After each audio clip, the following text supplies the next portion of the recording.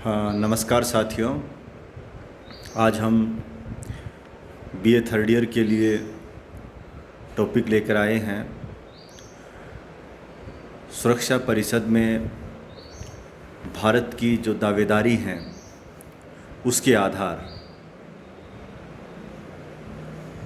तो किन आधारों पर भारत ये दावा करता है कि सुरक्षा परिषद में उसे स्थायी जो सदस्यता है वो मिलनी चाहिए।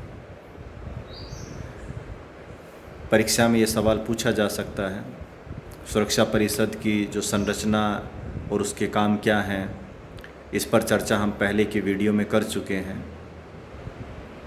अब हम इस बात पर चर्चा कर रहे हैं कि भारत सुरक्षा परिषद में दावेदारी किन आधारों पर जता रहा है,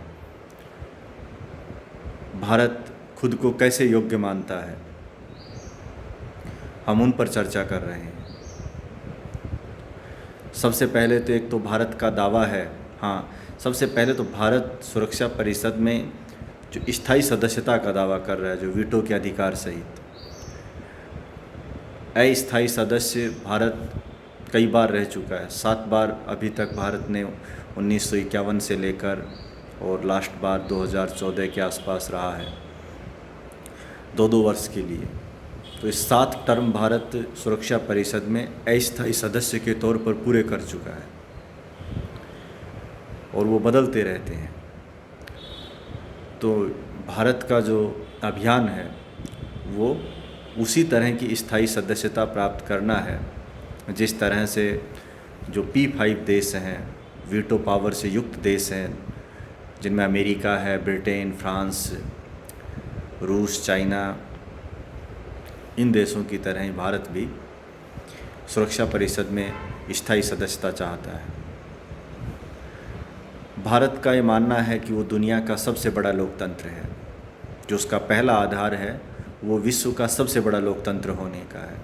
विश्व का सबसे बड़ा लोकतंत्र इसलिए है क्योंकि भारत आबादी के लिहाज से दुनिया में दूसरा सबसे बड़ा देश है। चूँकि भारत एक लोकतांत्रिक देश है, भारत से पहले जनसंख्या के लिहाज से चीन का स्थान आता है, लेकिन चीन का जो लोकतंत्र है वो एक तरह का छद्म लोकतंत्र है। दुनिया उसे लोकतंत्र का जो मॉडल है उसे मानती नहीं है, क्योंकि लोकतंत्र की बहुत सी जो बुनियादी मान्यताएं हैं, सिद्धांत हैं, वो चाइना में लागू ही नहीं होते हैं। वो अपने आप में बहुत एक गुमनाम जो संस्कृति वाला देश है, जो बहुत सी चीज़ों को छुपा के रखता है और राज्य का एक दल का काफ़ी कुछ वहाँ निरंकुशता है। तो चूँकि वो उदार लोकतंत्र के मॉडल में फिट भी नहीं बैठता है, इसलिए चाइना को वो स्थान मिला नहीं है। तो फिर उसके बाद भारत आ जाता है। तो इसलिए भारत दुनिया का सबसे बड़ा लोकतंत्र है। तो भारत इस आधार पर ये दावा करता है कि अगर दुनिया के सबसे बड़े लोकतांत्रिक देश को सुरक्षा परिषद में स्थान दिया जाता है तो जो सुरक्षा परिषद की जो या यूएनओ की जो विश्वसनीयता है, वैधता है, उसकी कार्यशैली है, उन सब पर एक सकारात्मक असर पड़ेगा। इसलिए ये भारत को सुरक्षा परिषद में स्थायी सदस्यता देना ये भारत के तो हित में है ही है, ये विश्व में भी एक अच्छा कदम होगा, यूएनओ के लिए भी अच्छा कदम होगा और दुनिया में शांति और सुरक्षा की दिशा में एक अहम कदम होगा। दूसरा जो भारत का दावा है वो इस रूप में है कि भारत विश्व शांति में यकीन करने वाला देश है। भारत का जो इतिहास रहा है वो दुनिया में कभी भी साम्राज्यवाद का, शोषण का, उत्पीड़न का या युद्धों का इतिहास नहीं रहा। भारत हमेशा शांति का प्रतीक रहा है और भारत भगवान बुद्ध, महावीर और गांधी की धरती रहा है, जिस पे दुनिया भर को शांति, अहिंसा, सत्य जैसे मानवीय मूल्यों का संदेश दिया है, जैसे मानवीय मूल्यों का संदेश दिया है। और भारत अपने खुद जो संविधान है उसमें भी इस बात का उल्लेख करता है कि भाई हम दुनिया में शांति से ही समस्याओं का समाधान करेंगे, साथ मिलकर चलेंगे, युद्धों को हम टालेंगे और हम केवल आत्मरक्षा के लिए ही हम हथियार उठाना पसंद करते हैं। उसके अलावा हम शांतिपूर्ण ढंग से बातचीत के जरिए समस्या समाधान में यकीन करते हैं। तो एक ऐसा देश जिसका शांति में और विश्व शांति के निर्माण में इतना योगदान रहा है, तो ऐसे देश को सुरक्षा परिषद में स्थायी सदस्यता मिलनी चाहिए, क्योंकि उसकी जो कार्यशैली है या उसका जो स्वभाव है वो यूएनओ के बुनियादी मूल्यों से मिलता है। तो भारत इस आधार पर भी जो सुरक्षा परिषद में स्थायी सदस्यता का दावा करता है। दूसरा, एक भारत अपने आप में एक पावरफुल देश है, परमाणु संपन्न राष्ट्र है, जिम्मेदार राष्ट्र है, इसलिए वो एक शक्तिशाली राष्ट्र होने की वजह से भी सैन्य रूप से भी उसकी अपनी एक बड़ी सेना है। तो वो यूएनओ के साथ जुड़ेगा तो उसके जो शांति अभियान हैं उनमें और बल मिलेगा, विश्व शांति निर्माण में वो और बढ़ चढ़कर भूमिका निभाएगा। तो एक पावरफुल देश को सुरक्षा परिषद से बाहर रखना वो न तो दुनिया के हित में है और न ही वो यूएनओ के हित में है। हालांकि यूएनओ का अपना कोई हित नहीं है, विश्व में शांति और सुरक्षा ही दुनिया का हित है और वही यूएनओ का हित है। तो इस आधार पर भी भारत दावा करता है। दूसरा है कि भारत ने यूएनओ का जो चार्टर है जिसे हम संविधान कहते हैं, तो यूएनओ के चार्टर में भारत यकीन करता है और भारत यूएनओ के मौलिक सदस्यों में से है। जब यूएनओ का गठन हुआ था, चार्टर बन रहा था, तो उस समय भी भारत ने उस चार्टर पर हस्ताक्षर किए थे। जो शुरुआत में 51 जो मौलिक सदस्य थे यूएनओ के, उनमें भारत शामिल है। और भारत ने यूएनओ के जो चार्टर में हमेशा समर्थन किया है, उनकी विचारों को, उनमें जो कही गई बातों को लागू किया है और अंतर्राष्ट्रीय जो संधियां हैं, समझौते हैं, उनकी पालना की है, यूएनओ के प्रस्तावों का समर्थन किया है। और भारत ने दुनिया भर में जितने भी ऐसे प्रयास हुए हैं जिनके ज़रिए यूएनओ से दूर जाकर कहीं गुटी राजनीति की कोशिश हुई है, तो भारत ने हमेशा उनका विरोध किया है और भारत कभी भी किसी गुटी राजनीति का हिस्सा नहीं रहा। क्योंकि अगर दुनिया में गुटी राजनीति का उभार होता है तो फिर यूएनओ अपने आप में कमज़ोर हो जाता है।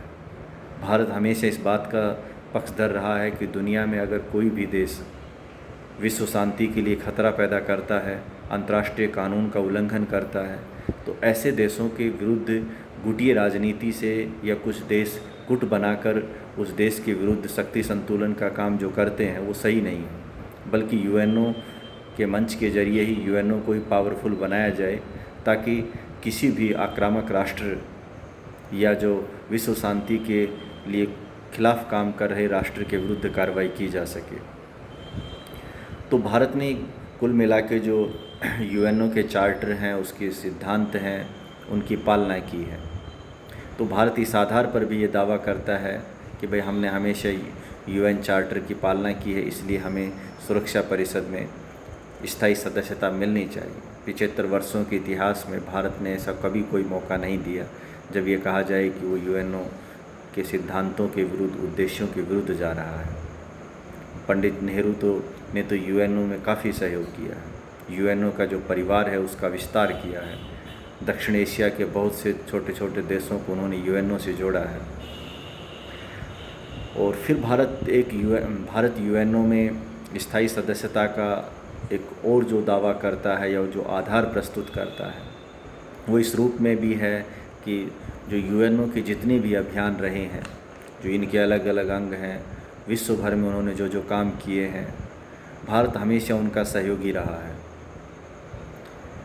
और कई अच्छे प्रस्तावों को पारित करने में भारत ने यूएनओ के साथ दिया है। 60 के दशक में रंगभेद के खिलाफ प्रस्ताव पास हुआ यूएन महासभा में, साम्राज्यवाद के खिलाफ हुआ, उपनिवेशवाद के खिलाफ हुआ। तो उन प्रस्तावों में भारत ने न केवल खुद का सहयोग दिया बल्कि दुनिया के बहुत से जो पिछड़े और विकासशील देशों को इस दिशा में लामबंद किया। इसी तरह का प्रस्ताव 1973 में 74 में नई अंतर्राष्ट्रीय अर्थव्यवस्था के रूप में आया। और भी जैसे यूएन की शांति सेनाएं हैं, उनमें भारत के सैनिकों ने हिस्सा लिया है। और इसकी कई एजेंसी हैं, यूनिसेफ है, यूनेस्को है, इनमें भारत के प्रतिनिधि काम कर चुके हैं व्यक्ति।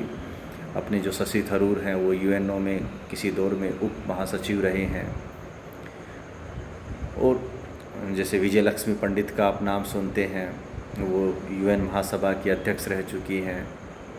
तो ऐसे बड़े अभियानों में, उद्देश्यों में भारत हमेशा यूएनओ का एक सहयोगी रहा है। उनके अभियानों को दुनिया में सफल बनाने में भारत ने सहयोग किया है। इसीलिए भी भारत ये दावा करता है कि भारत को जो प्रतिनिधित्व है सुरक्षा परिषद में वो मिलना चाहिए। उसके बाद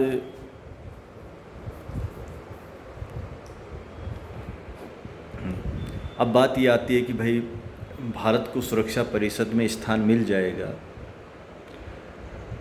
तो पहली बात तो ये कि इसमें मुश्किल क्या है। तो मुश्किल भारत के लिए सबसे बड़ी मुश्किल तो चाइना ही है, क्योंकि वो एक पावरफुल राष्ट्र है, खुद सुरक्षा परिषद का स्थायी सदस्य है। तो वो अभी ये चाहता नहीं है कि वो भारत को सुरक्षा परिषद में स्थायी सदस्य के रूप में ले आए। ठीक है, चाइना का जो आर्थिक हित है वो दुनिया भर में बहुत तेज़ी से फैल रहे हैं। चाइना भी चाहता है एक तरह से कि भारत का जो बाज़ार है उस पर उसका प्रभाव बना रहे, क्योंकि भारत एक बड़ी क्रय शक्ति वाला बाज़ार है। आर्थिक हित दुनिया में जो राष्ट्रों के व्यवहार को बहुत प्रभावित भी कर रहे हैं।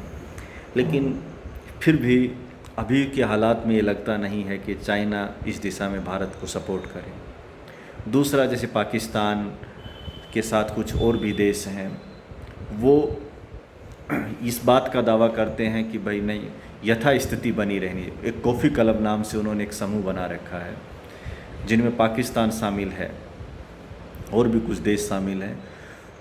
तो पाकिस्तान ये तो नहीं चाहता कि भाई, पाकिस्तान खुद तो दावा नहीं करता है कि मुझे सुरक्षा परिषद में स्थायी सदस्यता दी जाए, लेकिन मेन बात ये है कि आप भारत का विरोध कर रहे हैं। तो ये एक बड़ी बाधा है इसमें। फिर कई बार लग जाता है जब हमें इतना मालूम है कि न तो पाकिस्तान हमारा सपोर्ट कर रहा है, और सबसे बड़ी बात चाइना हमारा सपोर्ट नहीं कर रहा है, और दुनिया के और जो दूसरे देश भी सपोर्ट कर रहे हैं वो भी अभी इतने भरोसे के साथ सपोर्ट नहीं कर रहे हैं कि हम ये निश्चित होकर नहीं रह सकते कि चाइना के अलावा 4 राष्ट्र तो हमारे साथ हो ही जाएंगे। लेकिन फिर भी हम ये दावा करते हैं, और इस दावे का मुख्य आधार यही है कि भाई आप दुनिया में चाहते क्या हैं, तो इसका पहले तो बताना तो पड़ेगा। तभी तो अंतर्राष्ट्रीय राजनीति में आपके पक्ष में जो परिस्थितियां होंगी तब आप इस हित को सिद्ध कर पाएंगे। तो ये तो एक बेसिक बात थी। इसमें जो मिलेगा क्या अगर ऐसा हो जाता है, तो भारत का जो कद है वो दुनिया में और बढ़ जाएगा, और विश्व में जो बड़े फैसले लिए जाते हैं उनमें भारत का जो रोल है वो बढ़ेगा, और भारत के समर्थित देश हैं उनके हितों की भी रक्षा होगी यूएनओ के भीतर, और कुछ ऐसे प्रस्ताव भी रुक पाएंगे जो भारत जैसी सामाजिक आर्थिक जो पृष्ठभूमि वाले देशों के विरुद्ध आ जाते हैं। तो ये सब जब काम होंगे तो फिर भारत के लिए एक बड़ा कद होगा, और दुनिया के राष्ट्र भी फिर भारत के साथ जुड़ेंगे, क्योंकि P5 देश में शामिल होना अपने आप में दुनिया के जो चोटी के जो पावरफुल देशों की हैसियत में आ जाना है। इसीलिए भारत इस दिशा में बहुत तेज़ी से कोशिश कर रहा है। हालांकि हमने ये बताया कि भारत को यूएनओ में की सुरक्षा परिषद में स्थायी सदस्यता हासिल करने के लिए जो भी अंतर्राष्ट्रीय मानक हैं और मानवतावाद के जो आधार हैं उनको बहुत मजबूती से पकड़े रखना होगा। किसी भी तरह के जब यहाँ कोई घटनाएं घटती हैं, चाहे वो